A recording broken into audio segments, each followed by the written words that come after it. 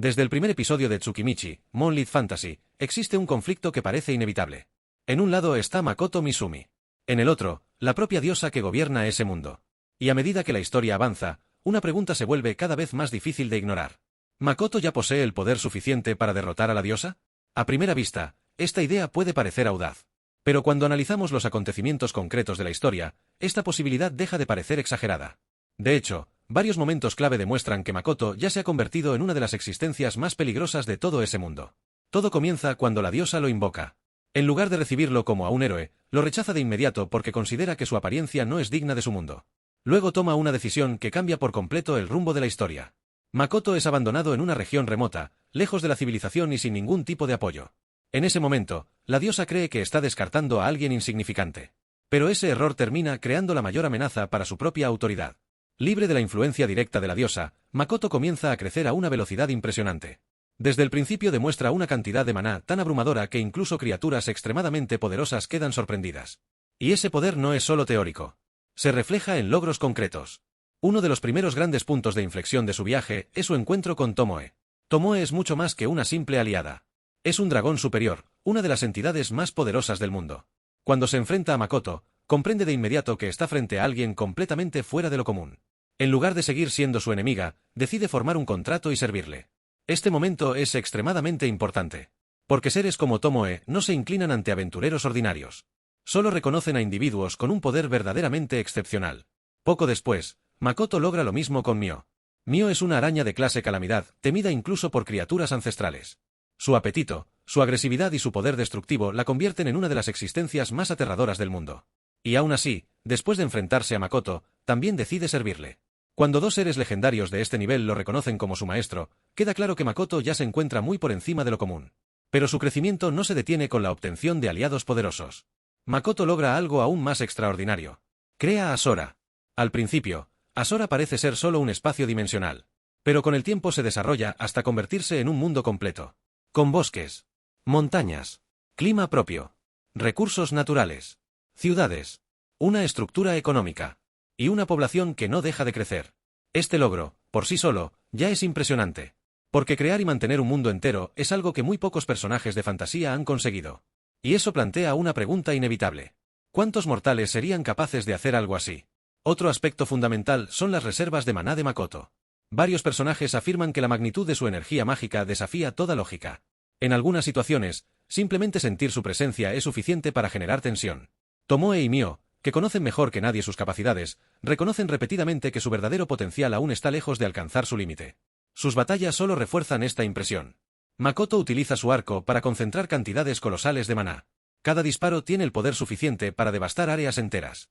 Cuando se enfrenta a enemigos de alto nivel, demuestra no solo fuerza destructiva, sino también una precisión y un control extraordinarios.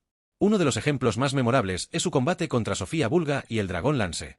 Sofía ya era considerada una guerrera de élite. Lance es un dragón con habilidades devastadoras. Incluso enfrentando a ambos al mismo tiempo, Makoto revela un nivel de poder que cambia por completo la escala del combate. Esta batalla deja claro que ha superado por un enorme margen a los aventureros y héroes convencionales. Pero quizás el detalle más inquietante sea otro. Makoto rara vez lucha con toda su fuerza. La mayoría de las veces gana mientras aún está explorando sus propios límites. Eso significa que el verdadero alcance de sus habilidades sigue siendo, en gran parte, desconocido. Y ese hecho es crucial. Cuando un personaje ya domina a casi todos los oponentes presentados en la historia y aún así parece estar lejos de su máximo potencial, compararlo con seres divinos se vuelve totalmente razonable. Además de su poder, Makoto también crece como líder. Gobierna a Sora. Desarrolla redes comerciales. Negocia con reinos. Forma alianzas estratégicas. Y protege no solo a sus compañeros, sino a todo un mundo bajo su cuidado. Su crecimiento es militar, económico y político. Y eso lo hace todavía más peligroso. Porque la verdadera amenaza para la diosa no se encuentra únicamente en su fuerza. Se encuentra en su capacidad para crear un sistema independiente. La diosa gobierna un mundo basado en el favoritismo hacia los humans y la discriminación contra otras razas. Makoto sigue el camino opuesto. Acoge a demi-humanos. Protege a seres marginados.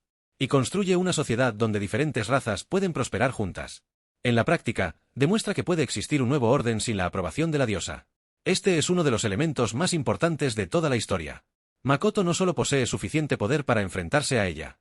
Representa una alternativa al mundo que la diosa creó. Y eso puede ser incluso más peligroso que cualquier ataque directo. Con el paso del tiempo, Hasta la propia diosa comienza a darse cuenta de que Makoto ya no es una simple molestia. Su maná continúa creciendo. Su influencia se expande. Su territorio prospera. Y su independencia lo vuelve cada vez más difícil de controlar. Entonces, ¿puede Makoto realmente derrotar a la propia diosa? Si analizamos únicamente los acontecimientos que ya han ocurrido, esa posibilidad es completamente plausible. Posee reservas de maná incomprensibles. Creó su propio mundo. Ganó la lealtad de seres legendarios.